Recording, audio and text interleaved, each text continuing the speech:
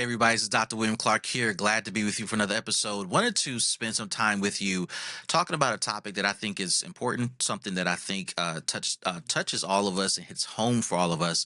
And it's this idea of how do you lead within an environment where your team is small and your resources are small. And I want to talk from this topic of systems leadership for small teams. I covered this in a recent coaching call, and I figured let me share the principles of what was discussed because I think that for all of us who are growing, building or growing businesses, building or growing nonprofit organizations, you may find yourself in a situation where you're leading in an environment where the team isn't properly resourced or the team is intentionally small. Yet there are tons of things that you have to accomplish and tons of things that you have to do, and there's nowhere to offset it or to transfer it. So, what do you do and how do you lead in that way? Well, I wanted to speak towards this and I wanted to cover six major categories here for our time together, and just going to walk through it with you. As we go through it, leave your comments below. Give us a like and subscribe so that we know that this message resonates with you and it connects with you. So let's kind of start with this topic here: leading without direct reports. This can be a really major issue for a lot of folks because they are in an environment where there are very few team members in the organization. It could be a staff of one, two, or five, right? And the truth is, in a small organization, you may have, single digit staff members. Let's just go with five, but no one has any direct reports. In fact, there's only one de facto leader, and everyone kind of funnels to that person. However, everyone else on staff may have a role that indicates leadership, right? So, manager of, supervisor of, director of, vice president of, right?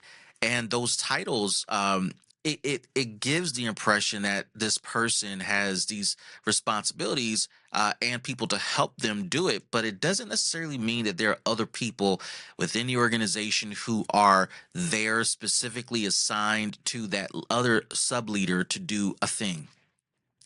So, how do you lead in that environment? Well, let's start with this idea first off that we have to define what leadership is.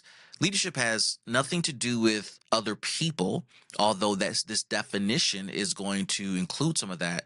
But it's really about the mindset that you approach leadership with. And so here's the definition that I go with based upon the work of Peter Nordhaus. And he says leadership is about influence. At the end of the day, it's about how do you influence others to accomplish a goal. It's not contingent upon influencing people who directly report to you. It's not contingent upon controlling a group of people to do a thing. It's about influencing resources, people, systems, networks to move in a particular direction to accomplish something that obviously matters to you. So we have to think about influence. And at the end of the day, influence is not about having authority. It's not about control. It's not about how you dictate where resources go and how they function. It's how do I influence everything within my wheelhouse, within my sphere to accomplish something. So true leadership, with that definition for Peter Norhaus, is about your ability to coordinate a bunch of resources that are within your control to make things happen. Well, there are things that I believe as leaders, particularly within small organizations, that you can coordinate and have direct impact over. You can coordinate how strategic thought is introduced within the organization or the project. You can coordinate how folks show up and how they can engage in a process that requires their support, that requires their resources, but it does not mean you can require it by way of your position. So we have to think about these things, the coordination of the things that are within our control, right? And coordinating how these things show up, how these things materialize. We have to be engaged, right, with others who are outside of the ecosystem of the organization, but may have some direct impact on what we do. So, for example, if you're working for a nonprofit organization, and let's say you have a staff of five, and there's only one leader, so the remaining four people have no direct reports. Who are you influencing, and who and what are you coordinating? Well, number one, you want to spend your time coordinating strategic thought, right? Investigating, thinking about, processing the different strategies you can put into place to accomplish your goal. So these are internal strategies we're talking about. These are ideas that only you can execute on. These are ideas that maybe you need others to support, but there's no other support mechanism. So this leads to the other side of coordination, and that is, where are the other resources? Where do they exist? How do I get tapped into those resources to bring those resources to light and bring them to a place where they can contribute? Part of how you I put mobilize rather those resources is identifying connecting points between their interest and yours. So when you talk about influence, you're talking about how do we move the needle for someone who doesn't have to do it, moving the needle for someone who has to make a choice on their own of whether or not they will help you or they're not going to help you. One effective strategy is identifying what matters to them, what gets them excited, what gets them motivated, what gets them moving out of the bed, what gets them focused to do their work. And does their interest, does their focus, does their purpose align with something that you are looking to accomplish as well? That alignment together can be a powerful connecting point in building a relationship with an outside entity that may not have any interest or have not thought about working with you. But now, because there's a connection, you can engage external individuals, external systems to help you accomplish what you're trying to do. Separate, but aligned with this idea, is identifying places and spaces where you can co lead with someone who is trying to do something similar to you, right? So this is different than finding a partnership with another entity or person to accomplish a thing. There's the philosophy and viewpoint that there are other entities doing similar work and trying to accomplish similar goals, but instead of them leading by themselves, they may want to take on a co-lead, right? Someone who is throwing in investment resources, dollars, ideas, responsibilities, and they're sharing the responsibility to lead and influence the entire network together, but in separate areas, right? This can be a powerful add on to your ability to lead, even when you don't have direct reports, because now you have a partner in crime. Now you have a partner who can help you think through things. You have a thought partner who can you can bounce things off of, which is one of the deficiencies in not having a direct report or teams that are focused on doing what you're doing. You have someone who's looking down the road, over the horizon, over the next 3 to 5, 10 years, strategizing themselves. So this is less about co-control of a system or a network. This is all about improving your ability to have someone to go on this journey with, who thinks like you from the perspective of what you're trying to accomplish. They're not looking to become subservient or overly aligned so that you are sharing the outcomes and splitting the differences between your group and their group. Rather, they are looking to share the responsibilities of leading a group, and whatever outcomes come from it, you take what you need and then leave the rest. That can be very, very powerful if you are trying to figure out your leadership footing and you're not finding it. This can be powerful for small business owners as well. Whereas, let's go through these two mechanisms again. There's the alignment piece where you find alignment with somebody and you identify what they're trying to accomplish and you match over that and you say, hey, can you do this thing for me because you're already doing it for yourself, and can I benefit from that? That's Think about this as a subcontracting relationship, right? You have a general contractor who's overseeing the overall project, likely through in a large investment. This general contractor is aware of what needs to be accomplished for the project, but he or she is not a brick maker or bricklayer. And so they identify this other company, this other entity who is really, really good at bricklaying. And they say, hey, can we use your skills to work on this project? We don't have bricklayers in our portfolio. We're not looking to become skilled in it. We're not looking to hire and retain permanent staff, but we do have a project that is active, that is live, and that needs a bricklayer. The bricklayer company says, yes, we could do that. And you come to terms, exchange fees, set a schedule, and you guys begin to work together. That's the alignment. That's the subcontracting a relationship you may identify with. For nonprofits, think about this. This may not be a paid situation, but let's talk about paid for a second. You may do this same strategy, this same bricklaying strategy with interns or with AmeriCorps Vistas. You may do this with volunteers if you can manage them well. You may do this with other smaller startup nonprofits who have a vested interest in the subject area that you are focused on. And you may provide a small stipend to their organization or to a key staff member to perform a service. So you're not taking on the full responsibility of a staff person, but you are getting some benefit of having this person perform a service for you, right? So that's that alignment piece we're talking about, and we'll call that subcontracting. Co-leading for small businesses could be a concept where we are partners at a higher level. So let's go back to the general contractor concept. We have a project that's coming online, and we're going to build this house.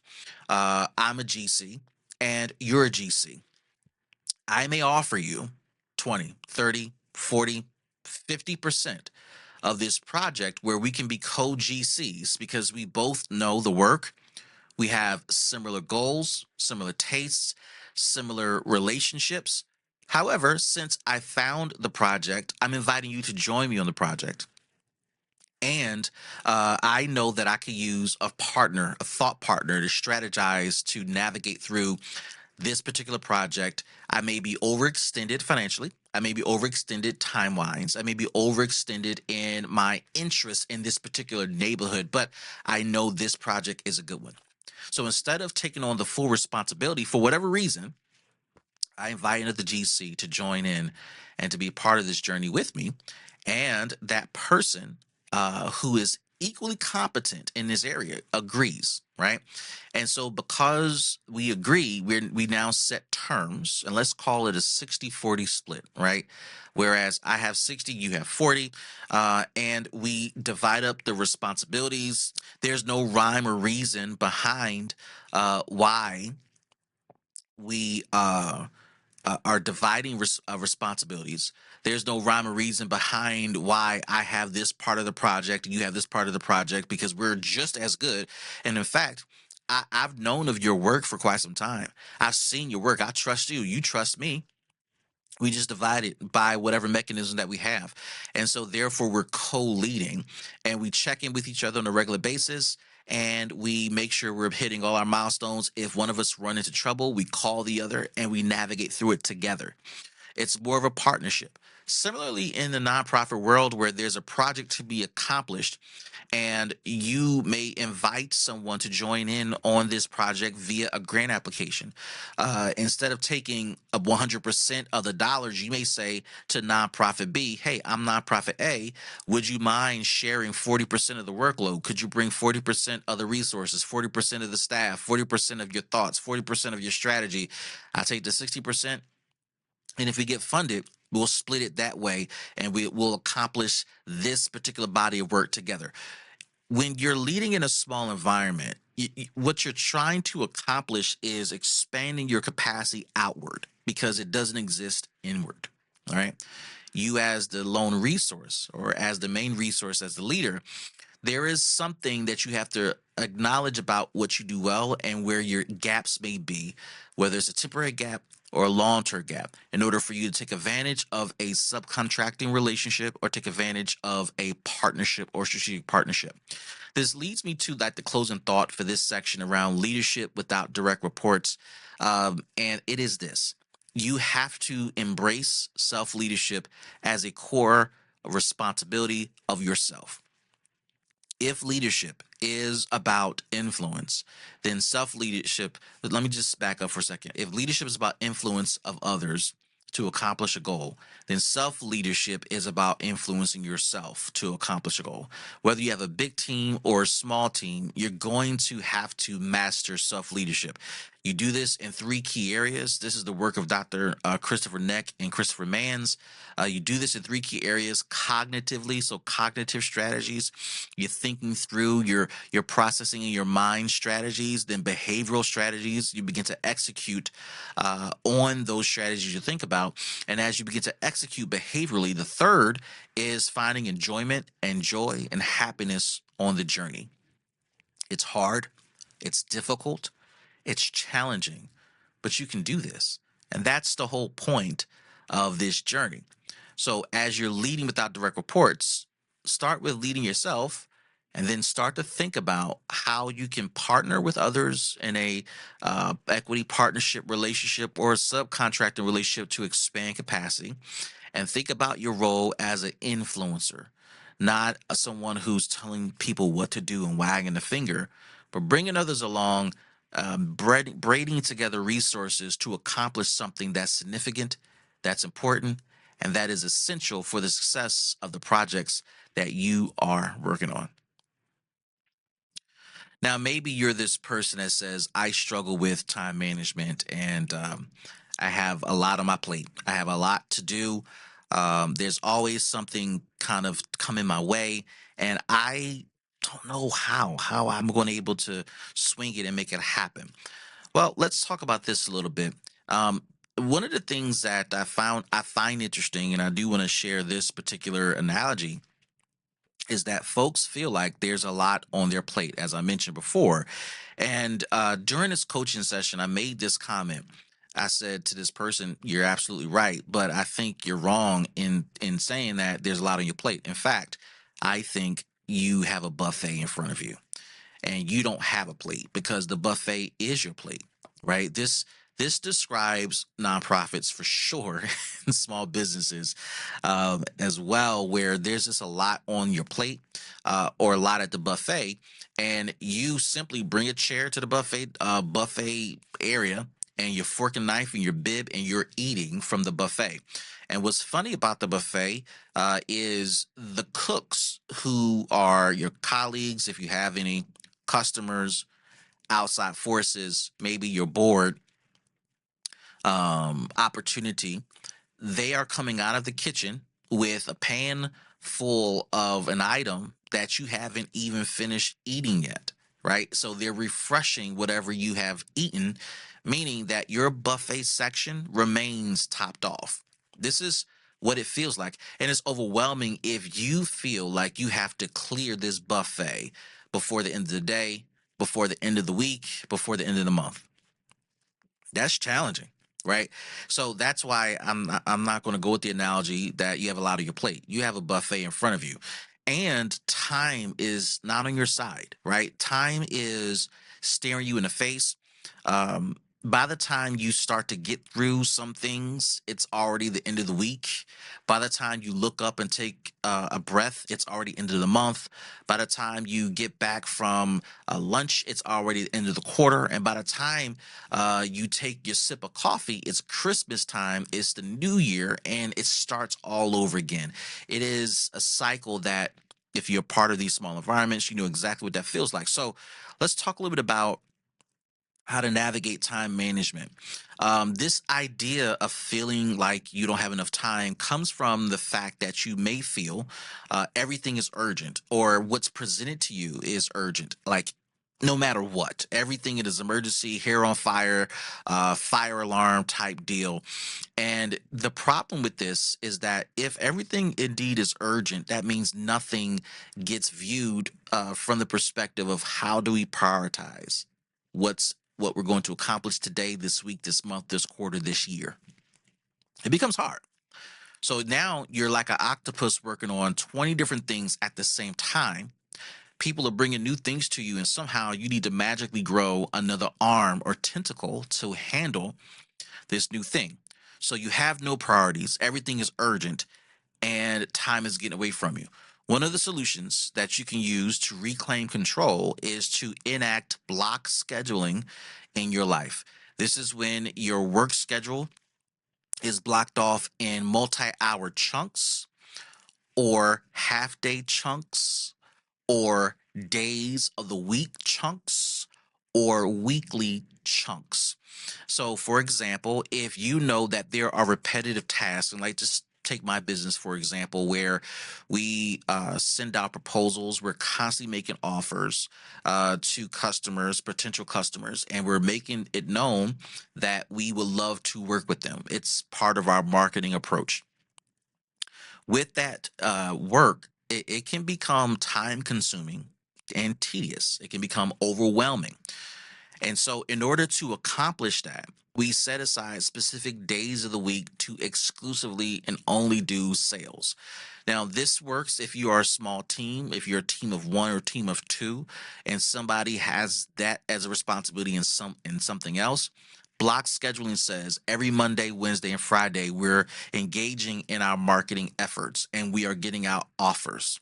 RFPs, proposals. We're responding to the needs of potential customers, right? And nothing else will distract us from that. Now, it doesn't mean emergencies do not come.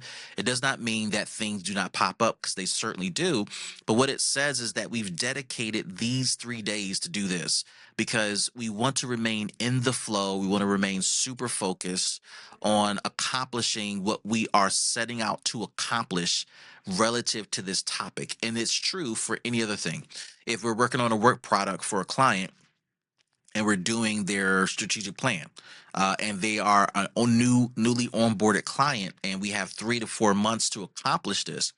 We block our schedule in advance so that there's no other distractions when we're doing research, when we're doing focus groups, when we're doing writing, where we're setting aside for conversations with the customers, when we're doing billing and everything else. Like there's no other distractions. So block scheduling allows you to do that. Now, I did talk about the designated days to do certain things. The other point about block scheduling, it allows you to do something called deep work. This is not a new concept. You can certainly YouTube this and search this out. But deep work means that I am focused on this singular idea of work and this only, so that I'm in a zone, I'm in a flow, I'm learning from the previous thing I did in this blocked time to help me do the next thing faster and better and smarter. So if you're working on a sales proposal and RFP and you get it out, right? And you figure out something in your proposal template that you could tweak. Oh man, I'm gonna add this to the next one because I just figured it out and I just submitted this. Can't undo that. So let me go to the next one, and it gets better and better and better. And it's a systematic process. Deep work allows you to focus. By the time that deep work session is over, you have become infinitely smarter. So when you get access to the next deep work session relative to the topic at hand that you're focused on, you're carrying over knowledge. Not just relevant to the topic, but other things that are influencing your ability to focus and to do this thing well. This allows you to avoid last minute scrambles when you're trying to accomplish something. This causes you to think more strategically. You do get better. It is a sacrifice to learn how to engage in deep work and block scheduling, but it is important. I do want to highlight just a few more things before we wrap up time management. And let me just say this before I say these last few things. Everything else we're going to cover will impact time management, so I'm not going to cover it all here. But a couple of thoughts here. Um, Responding to everything immediately is not a strategy for time management. In fact, it's a clear setup for burnout. This responding with immediacy and urgency to everything means you are going to be going at 100% all the time with no pacing, and it doesn't work. You can't run a race sprinting the mile or a 2 mile race or a marathon the entire way. You got to find that leveling place where you are moving at a solid pace that's not dragging you behind the competition, but keeping you at a place where you can move at a steady speed so that as the finish line becomes clearer in your vision, you can accelerate to close the race well and win the race. So please be thoughtful about how fast you respond to things. And we're going to address that in another segment. And the last thing I'll share with you, I wrote this for nonprofits, but I do think small businesses can benefit from this thought too. And it's this: in the nonprofit work, the most expensive cost that we incur is our time. And a lot of us do not have the time budget to do all the emergency things that pop up. In a small business, it's true as well. You may keep the earnings and the profitability at the end of the fiscal year, but you don't have the time budget or the time luxury to go here, there, everywhere, to respond to everything, take on every new project, every new concept, to be at every meeting as if it's normal, like you were at your previous employer when there were 30, 40, 50, 100 people there or more. You're a small operation. So you have to make different decisions that accommodates for what you're trying to accomplish, realizing that my most precious resource is time. I may not have $1 million in the bank just yet, but what I have that's equivalent to everyone else that I'm competing with is time. So how do I leverage my time to do things well and to have the greatest impact? And so I got to be thoughtful about my time management practices and approaches. I got to engage in deep work, look at block scheduling, and appreciate that my time is valuable and that I have to use it wisely and not respond to everything like it's an emergency or like it's urgent. Connected to effective time management is learning how to automate and think in systems. This is something that a lot of small businesses may not think about because of the passion that they're entering into their business with. And certainly in nonprofits, it's not something that's readily talked about as much. We are a little bit behind when it comes to tech and systems. There are tons of assumptions we can add as to why that's the case, whether it's personal moral thoughts about whether we should automate things versus doing it manually, the perception that I don't have the workload that demands automation, the cost. Most nonprofits and small businesses, and in my videos, nonprofits and small businesses have a lot in common, so we're going to use that interchangeably. But a lot of small businesses and nonprofits do not have IT people, technical people on staff. They don't have HR people on staff. They don't have quality assurance people on staff. And so these back office positions, which are important and critical to running an effective business, leading an effective project, they are highly deficient in organizations like nonprofits and small businesses. And so it can become very difficult to sell to them the idea of automation and technology and why we should do this stuff. So I mean, I'm still going to introduce to you in this particular segment the importance of automation and systems thinking, understanding that it may be a difficult push for some of you, but it doesn't change the fact that it can help you with time management. It can help you with the overall thought of how to lead for small teams. And again, the whole concept of what we're talking about is systems thinking, systems leadership for small teams. So let's start here. Got a couple thoughts to share around automation and systems thinking. You want to identify repetitive tasks that you do every single day without fail. Now, there may be a variety of things that pop up for you, whether it's responding to emails and customer inquiries where people are asking the same questions every day, right? So, different person, different email address, same question. And let me give this example because maybe this will help as well. I was working in public housing in earlier in my career, and there were repetitive tasks that we had to do, whether it was rent collection and there's subcategories of that where you're processing the rent, logging the rent, collecting the rent, giving receipts, etc. That is at that time, something that we did not, it wasn't as electronic then. So with that being said, I'm not going to go through that example because these days things are more automated. However, I will give some other examples that speaks to things that still may be relevant today, such as Every year, our tenants have the option to renew their lease, and we do want to keep our vacancies down. So we have to go through a recertification process to recertify a person's eligibility to remain in the public housing system. So we have to push the button for recertification. We have to run background checks. We have to run income checks. We have to have the person come in, review the report, sign the lease, etc.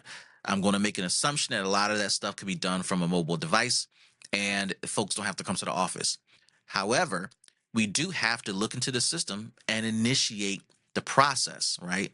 And initiate the search, the background search, the verifications, etc., because not everybody will stay another year. Some folks may decide that they have reached some of their financial goals and it's time to move out of affordable housing into another place. So we will have to take those folks out of the system. Regardless of what they decide to do, that is a repetitive thing because if you have a large facility, I was working at a large one that had 500 units. You can at any given time have dozens of people going through that cycle either on a daily or weekly basis, perhaps monthly basis. But I'm going to go with weekly for this example. And because you have dozens of people going through that process on a weekly basis, one of the things I knew and learned that we couldn't do was wait to the last minute, let's say the day before the lease is about to be terminated to start the process. Because at that time, FBI checks took 10 days to process and get back to us. And that was the longest part of the process. In some cases, income verification took 10 days. And that was the longest part of the process. And so if you waited a day before the lease terminated, and tried to run that FBI check, you put that client, that tenant, and their family at risk. And of course, you're underperforming because if they somehow are removed from the unit, which is your fault, then your vacancy rates go up, revenue goes down, and you displace a family, and it creates other issues because you didn't do your job. So now, for me, I used to run these systems 30, sometimes 45 days early to get the process started, particularly if I knew that most of my clients wanted to remain in the unit. Very few wanted to exit at any given time. So you push the button and you begin to go through that process. And now you start to build a rhythm. When you have daily things like that, it would be helpful if you can automate as much as possible. Now, you may not be able to automate everything, but with that example that I'm giving where you have to run automations, or I'm suggesting automations around some of the work. Automations is not just something that's running in the background with AI. That is an option, and we'll talk about that in a moment. But go back to what we talked about in the previous segment about block scheduling. Can you block your schedule 2 days a week to systematize that part of your work where you're processing applications, where you're processing inquiries, where you're processing emails, where you're processing responses, where you're processing outputs? Go back to the example I talked about with the RFP. Again, automation in part includes technology. It also in part includes your ability to organize when something gets done. Now, for those of you that have email challenges in your general inbox and you're getting repetitive responses, one of the things you can do to automate something like that is to either have a special inbox for any specific category in your business. And when folks send a response, you can set up an autoresponder that generally provides what I would deem a really good email, detailed email of how that person can have their needs met, links where they can access all types of things, where they can who they can contact, and how to take advantage of any services that they are in pursuit of. Another strategy could be you have one inbox, but you use a platform like Zapier, which leverages systems and automations and connections between one system and another that looks for keywords in your email inbox, marks the email as read, drafts a response if a particular keyword is identified, such as interview, such as consultation, such as meeting with. And it can draft a response that says, hey, thanks for your email. We would love to connect with you. If you would love to meet with one of our team members, please click this link below and it'll take you to Calendly, for example, which is a platform I use. and it can draft that email. In some cases, it can send that email for you, therefore taking it off of your plate. The email is marked read. The customer got a response. If they choose to meet with you because they use the buzzword in their email message to you, they've been sent the directions on how to meet with you. Following that example, if you use a platform like Calendly, they too have automations. So when someone schedules a meeting with you, you can set up automations where you can send an automatic email and text message to that person immediately after they schedule with directions or information. In some cases, you can send a welcome message, a hi, how are you doing message. Calendly has automations that says days before the event or days before the meeting, you're sending confirmations, you're sending automatic text messages, and you're not doing a thing. The system does it because it's wired to automate what you would have done manually. If you follow the example that I gave in public housing, whether you are automating a schedule to perform a task that does require your involvement, and you're allowing yourself dedicated time, block schedule time to do a thing, and you're systematizing your work, you de-stress about last minute activities, because the more you're in the flow of doing a thing in a systems way, the more you're going to be consistent in getting outcomes and quicker in identifying outliers that stand out like a sore thumb.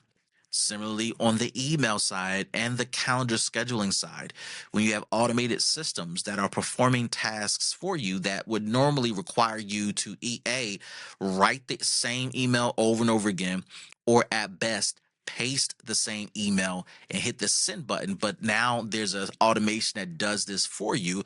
And there's an automation that does confirmations, introductory emails, reminder text messages on your calendar management side. You're not sitting at the computer doing the mundane work of responding, even though it's a necessary thing that has to get done. You can't avoid it. It's part of the business operations for your organization or your business. That stuff has now been automated, and it changes things because you can be freed up to do more systems thinking and strategy, as we talked about in our opening segment.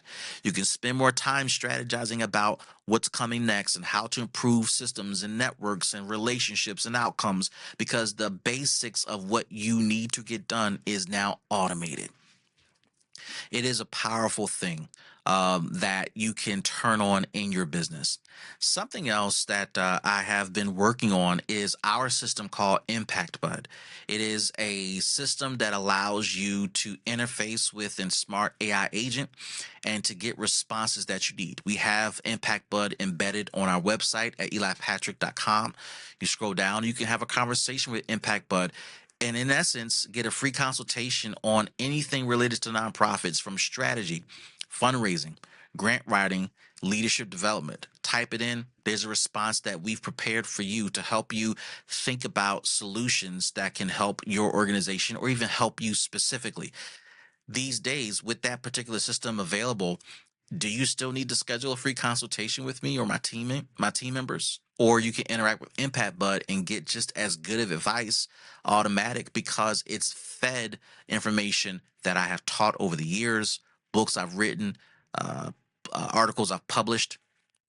The books you see here on the side, some of them are in there in Impact Bud, and so some of my thinking is here. Some of my YouTube videos and my trainings and my talks, it's all there because I've needed to automate giving feedback, a good feedback, quality feedback to those who are curious, people who want to learn but don't really want to do business with me because they may not have the budget for it, or they've seen me somewhere on social media, or heard me give a talk somewhere at an event or conference, or they experienced me at their organization leading and facilitating a meeting, developing strategic plans, and they just want to learn more. We can automate that stuff. And you don't have to wait to get on the phone with me and schedule a consultation, see when I'm available. Sometimes I'm weeks and months booked out. You can get what you need right then and there, right? So automating things helps the customer just as much as it helps you. We're utilizing other automated systems within Impact Bud to serve as a CRM as well. right? So you can recall customer information. Customers through our Impact Bud system can enroll in your program. You can get alerts and automations and responses of what's happening in the system, and then take care of the customer and navigate them through your system of activity. Listen, automation can change everything. And in situations like we're talking about where Impact Bud can help, the reason why we've developed it, the reason why we're continuing to develop it for ourselves and for our customers, is to improve the outcome that you're looking to achieve for your customer. And in many cases, particularly for small businesses and nonprofits, it's improving the customer experience, it's improving the customer product, it's improving the engagement with the customer, giving them the best experience possible so that they can feel as a part of the family. I mean, that's kind of how nonprofits and small businesses think. We want you to feel comfortable. We want you to feel like you've been served. And it's hard to serve your customers well when you are distracted doing the little things that are necessary but are a distraction from your business. So, building systems, building automations is not optional, it's necessary. It's important for the long term sustainability of your organization, your team, and your sanity. Systems will allow you to think, create, and lead on a regular basis instead of chasing the next thing on your to do list. So start to think about things in systems, start to think about automations, think about time management, block scheduling, think about deep work. All this stuff starts to come together because even though your team is small, it doesn't mean your output has to be small. You can still have major output with a small team and not have to grow your team if you use the right systems. And of course, the right partners and colleagues and subcontractors. Putting all this together can have a dynamic impact on your business and make a significant difference in your ability to accomplish the things that you're looking to accomplish. All right, so let's kind of transition to strategic planning readiness. This is an interesting topic here because this is one of the key services our customers purchase from us. We are known for our work here. We utilize a couple of mechanisms to help our clients navigate through and complete their strategic plans. Um, for small businesses, for businesses in general, I think a similarly named product would be what's the updated business plan for our organization. What are we going to accomplish by when, how, with who, for whom? And so, regardless of what you name it, it is a necessary evil to kind of have some thought about what the future may look like. What's interesting about all these things, depending on who you listen to and where they are in their life cycle and the stage they are in business, you may hear some say that it doesn't make any sense to forecast your business a year out, 3 years out, because things change. And with the advent of AI and AI just coming on strong as of the time of this recording, AI itself is changing at a rapid pace, let alone how fast AI is causing change within businesses and how that shift is impacting businesses at a rapid pace. Um, as I have thought about what others are saying along those lines, I understand where they're coming from when they talk about is there a purpose of thinking beyond 12 months? Um, my conviction about all of this kind of lies in the middle. That there is kind of the balance between thinking, forecasting for a future that is to come, and giving thought about what you hope to see happen, and then also being flexible enough to know that my plan may not play out the way I hope it will, if there are some technological changes. Back in 2000, I want to say 2012, 13, I was in the middle of my doctoral coursework, and my least favorite course was about futuring, forecasting the future. This was not the same as strategic planning or developing your own mechanisms of thoughts or philosophies of how you're going to think about strategic planning and guide your clients through. This was about future design. It's less about guessing. It's not about being prophetic in the biblical sense, but thinking about a right now scenario and how this could show up differently for a future that is completely undefined, uncontrolled, um, undetermined. The thing that I focused on was talking about and designing a future for people of faith who are tethered to their home church um, for one reason or another. Yet they are called across the country or called across the world to do something. In many cases, it's professional related, right? Career related. And tangential to that is that person and their family ecosystem desiring to experience all that God has created in this wonderful earth, this home we call earth, and not wanting to lose connection to their home church. How can they, back in 2013, stay tethered without losing that touch point of weekly services on Sundays, connection to Bible studies, connection to small group meetups, sub ministry events, etc. And I posed that this could be a reality, that there could be a reality where the nuclear family still is tethered to their home church, but may not be in the same city for a variety of reasons. And they can still tithe and support their home church and still have a connection point. And I postulated that that connection point would be reliant upon some sort of connection, internet connection, virtual connection that is healthy, consistent, and available. That was not a thing at the time. Whether church, corporate, event based, I mean, you name it. I don't even remember where Netflix was at that time, if they were around at the time. I think Redbox was still a thing where you would pick up DVDs at a local station, and streaming, in or around that time started to become a thing. So I was just kind of processing this.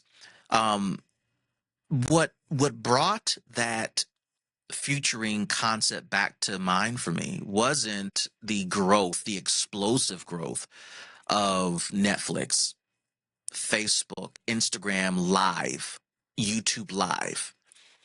None of those things that in subsequent years in short order became super, super big and huge. It wasn't Hulu, which at that time and still to this day, as of this recording, they don't stream live, but they show network television shows a day after it was broadcasted on the main network and channel.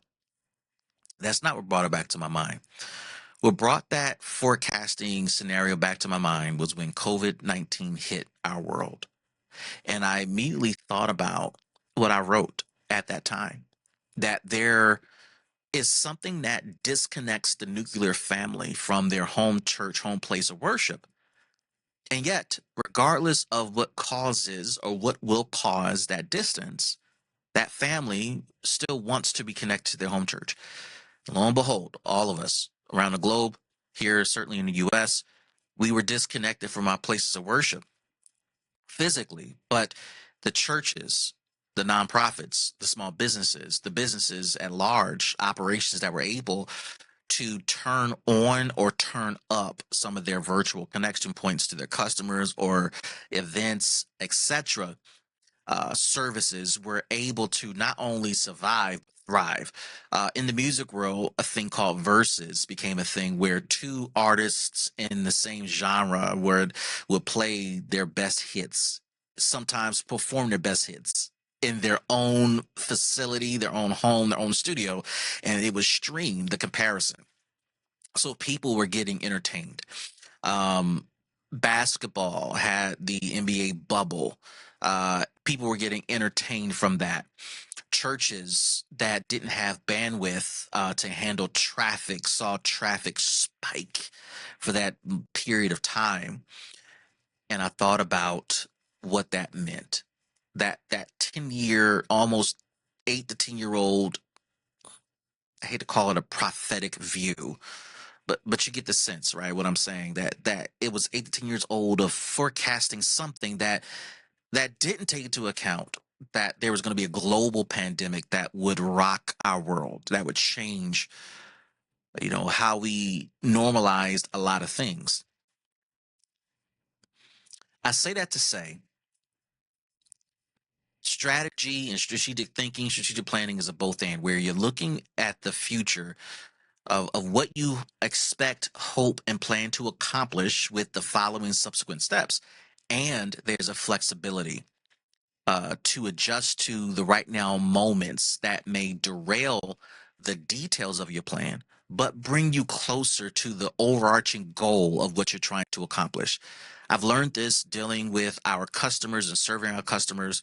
I've also learned this in my personal life, where as a person of faith, um, uh, scripture talks about a man devises his plans in his heart, but God orders his steps. And as I begin to wrestle with that, I learned that that's how life works. I also learned that without a vision, people cast off restraint. That's another scripture. So there's a need for a vision, a plan, a forecast, a strategic thought, a business plan, a strategic plan, if you will, to create discipline within your business structure, within your operational principles. But I believe in God. I believe that things happen that will certainly disrupt my plan. And what I've learned is that my plan that I've developed with folks that I trust and love is designed to bring me to a particular point, a particular crossroad. And at that crossroad, I anticipate my plan being derailed because God will direct me where He needs me to go to fulfill the vision of the plan, but the how is not going to look anything close. It's not going to look anything close to what I thought and what I envisioned.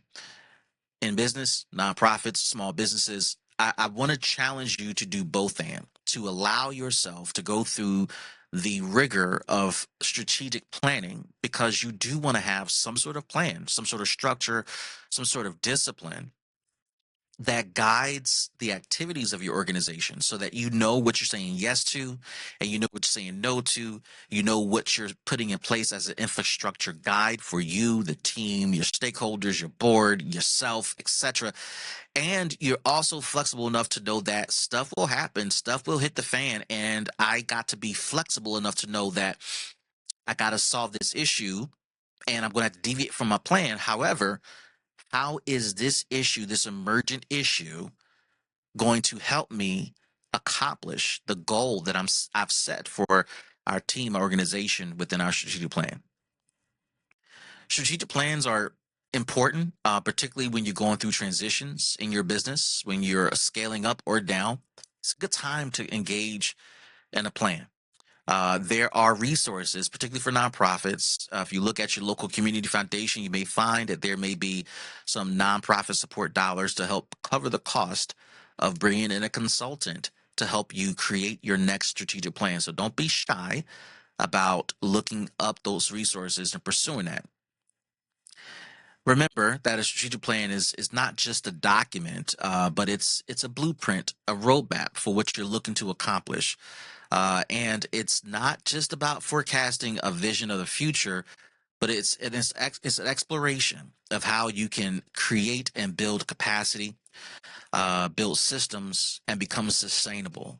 Sustainability is your gift to your customers, is your gift to your business, it's your gift to your reason, your purpose for being in business.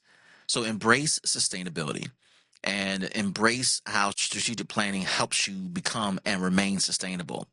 Sometimes strategic planning is a chance to reset priorities that may have gotten out of whack or needs to be refined or tightened because the circumstances have changed. And you may use this opportunity to clarify goals, build alignment across stakeholders within your organization, etc. Um, consider consider what I'm suggesting and offering here, and that's the both and, that We need to forecast down the road and remain flexible. We need to establish discipline within our business and still remain flexible. We need to have structure, capacity, growth, system, sustainability at the forefront of our mind in our business, and we remain flexible for the what ifs that may change the dynamics of how we operate, what we assumed was a credible path forward. We're willing to make that adjustment. We're willing to make that shift. But we also have a plan in place to guide us, to keep us disciplined and focused. I will also say, I'll close out here and say that most folks don't view their strategic plan as a living document. I want to challenge you to do so. That once it's done and completed and it's delivered to your stakeholders and teammates, etc., and memorialized, view it as a living document as things are happening in and around the business.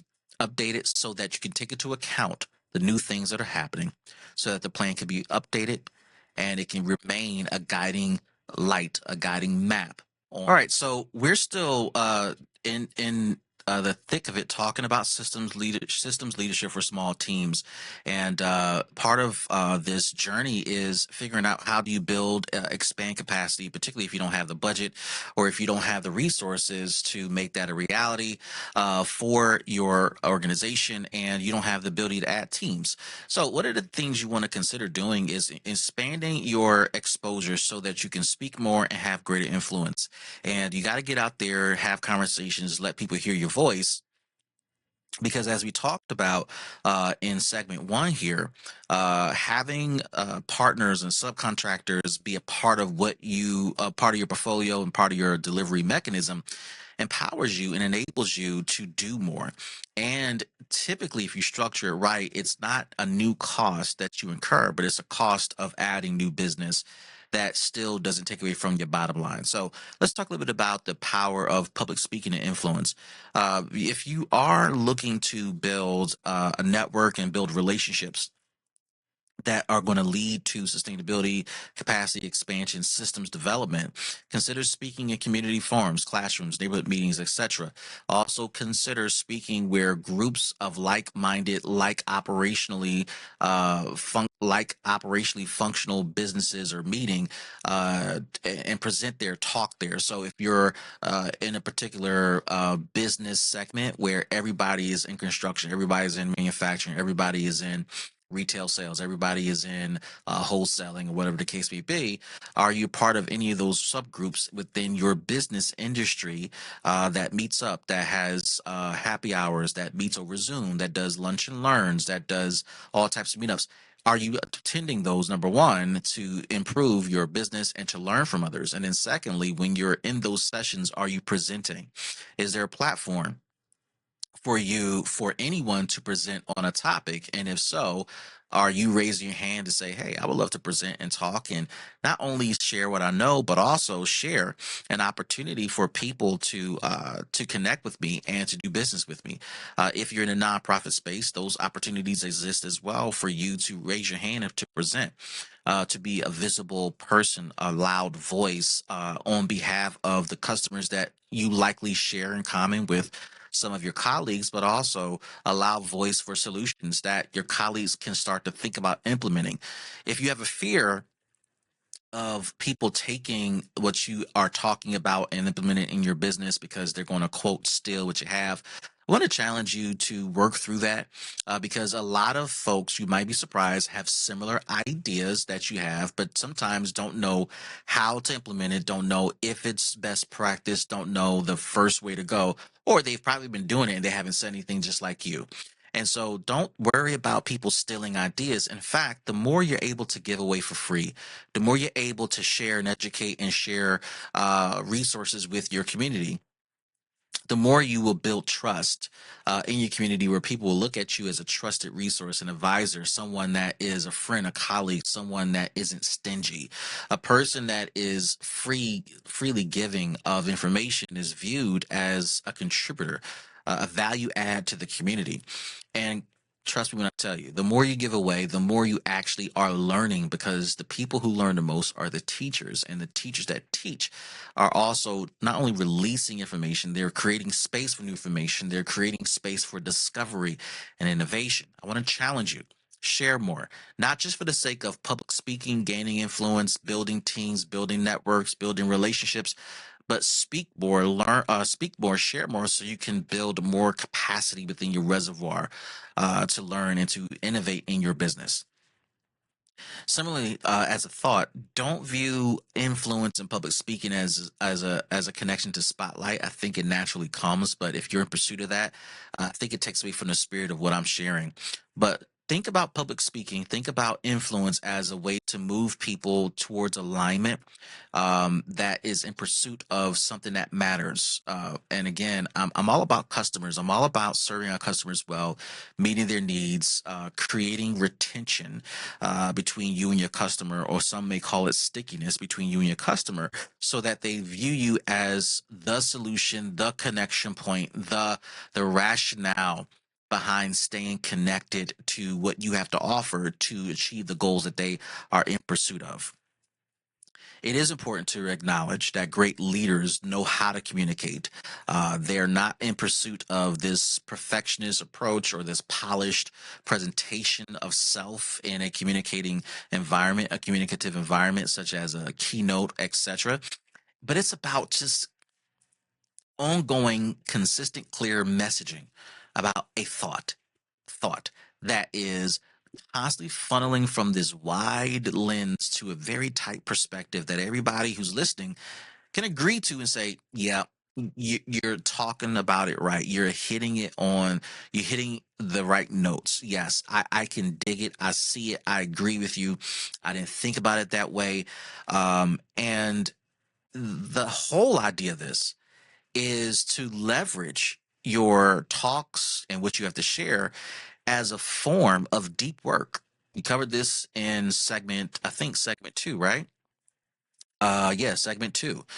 Deep work. And deep work is leaning more into what you know and how you can do it better, how you can do it more creatively, more effectively, more efficiently, with the inclusion of other technologies, systems, ideas, philosophies, best practices to infuse into what you're doing.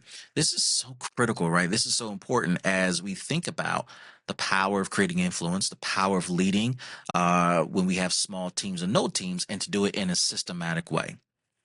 A couple more thoughts here. Some of you should be more thoughtful about how much of your story you're sharing in your talk.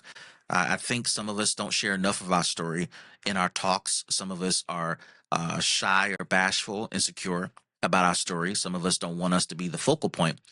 But what connects people to your talk and what you're presenting are the stories you share, because the stories do a much better job articulating the thought you're communicating, and stories allow people to find their connection point, their on ramp to what you're selling, what you're pitching, what you're articulating.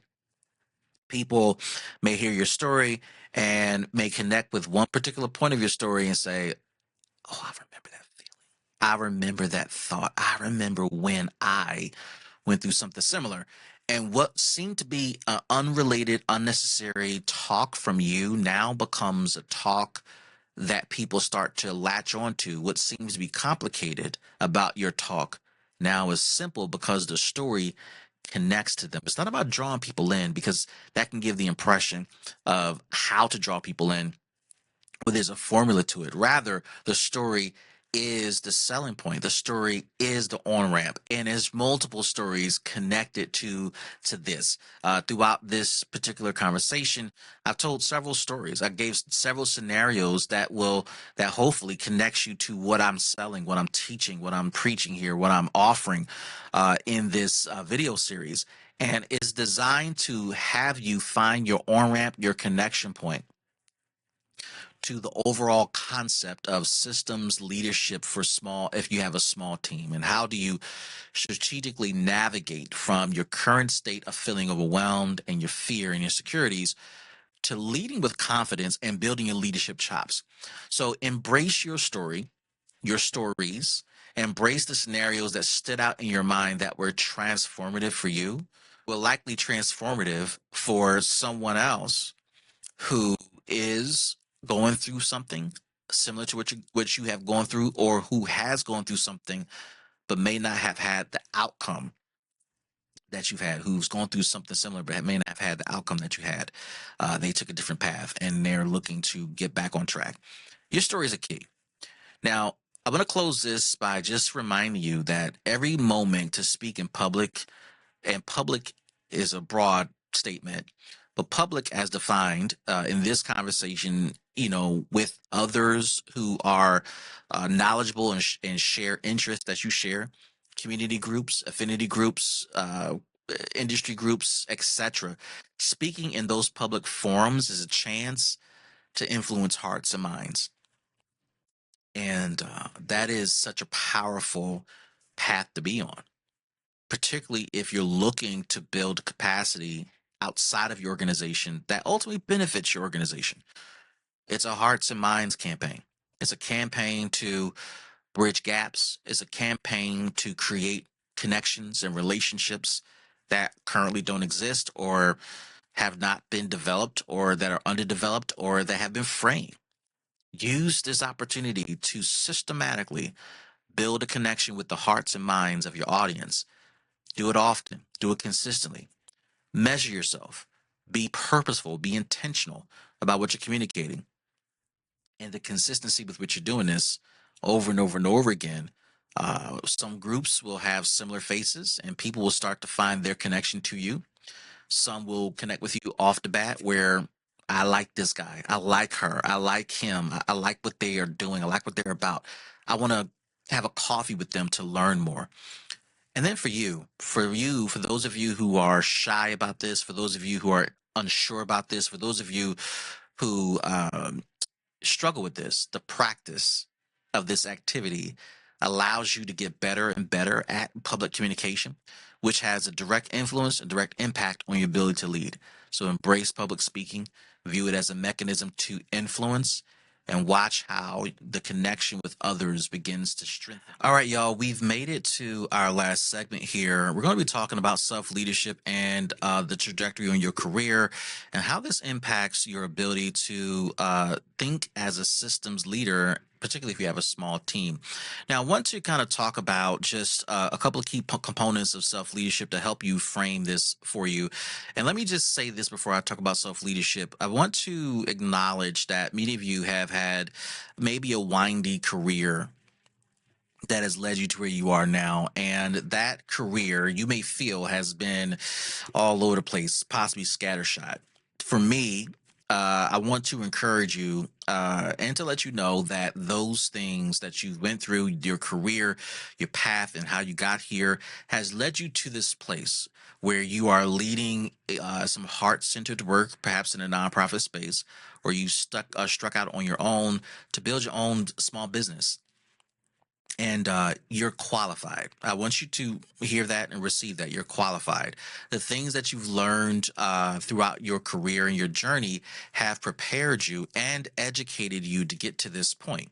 So please do not compare your career to others. Don't compare your path to others, because what you've had to go through and the why behind it justifies the journey and explains how you're wired and why you are unique in the face of AI technology and all types of things that are constantly evolving at a rapid pace.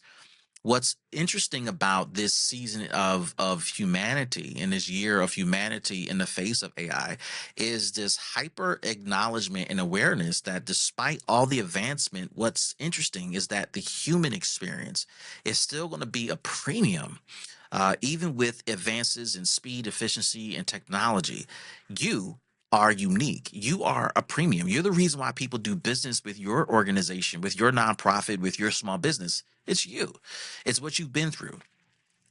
It's your experiences. It's the things you've seen, the things you've done. And the combination of it all makes us such a unique concoction and menu option for people that have not had your flavor of stuff before. But you got to believe that. I can tell you this all day. I can acknowledge this within you. We can have a coaching session, and I'll point out all these unique things about you that makes up you, that's contributing to the movement, the forward movement of the work you're doing. But you got to believe that. You got to buy into that. So let's talk briefly about what self leadership is. We've talked about this earlier, but this does have a connection point as to how we're going to close this session. Self leadership is the ability to influence yourself to achieve a goal. And this is defined by Dr. Christopher Manzanek, and they articulate it in three specific categories. There are three areas that self leadership kind of shows up for everybody. Area number one, the cognitive movement of self, like what's happening in your mind, how you think, how you process, how you're navigating situations and information. It does matter what you think and how your mind is influenced, whether internally or externally. Secondly, self leadership shows out in your behavior. So, whatever the mind thinks, the body does. The body is reacting to the thoughts that you cultivate, whether it's professional or personal, etc. If you believe a thing, your body's going to react to something. When I got into road cycling, one of the things I didn't account for was climbing hills, which is a term that's used to describe riding your bike up a hill, whether it's a short hill or a long hill. And when I started road cycling, I quickly, particularly in an area where I live, I quickly realized, oh, yeah, I didn't think about this. But in my mind, when I bought this road bike, it was about flat surfaces and just gliding through and enjoying the ride. But I had to develop the physical consistency and stamina to go up hills. Hills that I would take for granted driving in my car are now hills that's kicking my butt on a two-wheel pedal bike. And what I learned as I got used to climbing hills, short or long ones, is that climbing a hill primarily is a mental thing. It has nothing to do with my body, has nothing to do with my revolutions or my pedaling ability, whether the technique is to stand while climbing, sit while climbing, changing gears. All of that does go into it and does give you leverage points to successfully climb a hill, but it's really about the mind and your mind telling your body, you got this. I know you're tired. It's because you haven't done this before, or you're learning new things. You're testing and moving muscles you haven't used before. I know you have fatigue, and I know this hill looks crazy and you're going through it, but the mind is telling the body, you got this. The mind is also a partner in this to remind the body, number one, you got this. But number two, you know, you have a bike that has mechanisms built into it to help you successfully climb the hill. Mechanisms such as changing your gear ratio. Do you want to go up or down a particular gear based upon the steepness of the hill? And you need to adjust accordingly. You don't have to be an Iron Man here and just stick it out in one gear. Make adjustments. Use the mechanisms and the tools available to you. Also, you don't have to stand to climb a hill because that might not be sustainable. If you're going to stand, you might want to rock the bike, right? Or you can climb the hill and sit on your seat and adjust the gears accordingly. There are variations to this. And also, you can take a break. Like, you're not competing in the Tour de France, right? You're not competing on a world class level. It's just you, or maybe you're riding with a couple of people. It's okay to pause. You don't want to quit because you've come too far, but you don't have to be an Iron Man when you're not at that stage yet. So the mind is influential in reminding the body, you got this and you can handle it, and reminding the body that there are leverage points and mechanisms to help you successfully do this thing. The mind is such a powerful partner in our self leadership journey. So you have to allow the mind and the body to coexist in self leadership. The third component of self leadership is the reward of the journey, enjoying the process. When I was riding my bike, I enjoyed learning that I'm stronger than I thought I was. I enjoyed realizing, oh, this is a mind game.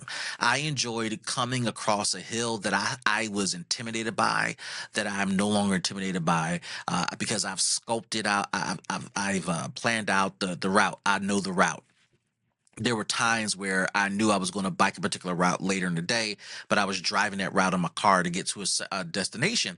And I would, in my mind, visualize, okay, I know I'm pushing a gas pedal to go up this hill, but let me visualize what it might feel like to go up this hill slower, but on my bike. I started to think about the stamina. I started to get my mind ready for what was ahead of me as it related to the cycling journey that I was going to go through. When I would come across new hills, I would be excited because there are things I've learned from the previous climbs that I'm bringing to this, and I'm going to learn something new in this climb. The reward of knowing that I'm stronger because of the journey was great, and it caused me to go back through the cycle again of self-leadership. What am I thinking about in my mind? How's my body reacting? And what's the reward in it? The greatest reward in road cycling is just being outside, two wheels, exploring God's green earth. That is the greatest reward. But all of that ties together in being a successful and an effective self leader. Whether you have a team of one or a team of 100, you're going to have to lead self to accomplish any of the goals that you set forward on your journey. And this is going to be key in you becoming a better leader, a systems leader, learning how to teach yourself how to operate in systems, therefore offering recommendations and thoughts to others to do the same when it's your turn to teach, lead, and guide in that way. Learning how to block your schedule. Learning how to be intentional in partnerships and subcontractor relationships, learning how to manage your time, learning how to engage in deep work, learning how to leverage automated systems and embedding them into your business, into your work. Maybe the corporation has not made that investment yet in your nonprofit, but you are making a commitment to automate as much as you can, as much as you're allowed to, so that you can be more efficient, more effective, more results oriented in what you're accomplishing. You're engaging in strategic planning and strategic thought. You're thinking about the future and you're remaining flexible about today. You're embracing every opportunity to speak publicly and to communicate what you believe can help move the work forward. All of this is happening within before you lead others. Learn how to self lead before you start to focus on leading others, because others, they're going to hear your words, but they're going to look at your actions to see, are you living what you're preaching? Are you living what you're asking of us? Are you living the commitment you're asking us to give? And your ability to do this is critical. As I mentioned in a previous segment about communication and public speaking, your stories is what draws people in. As a self leader, you will cultivate and naturally develop new stories that will influence not only how you speak in public, but also it influences how you lead. That you can draw on experiences of the past and say, I remember when. And people will find their connection point and they will see you as a credible source, as a reason to believe, as a person who has lived it and I can connect to and I can work with and I can allow to lead me, because not only they're a great person, they're a great leader, but they lived through it and they have a story that can help me overcome my challenges. My friends, I hope you have found this video series helpful. This has been Systems Leadership for Small Teams, helping you develop your leadership skills as you're looking to become the best version of yourself. My name is Dr. William Clark. See you guys next time. Bye, everybody.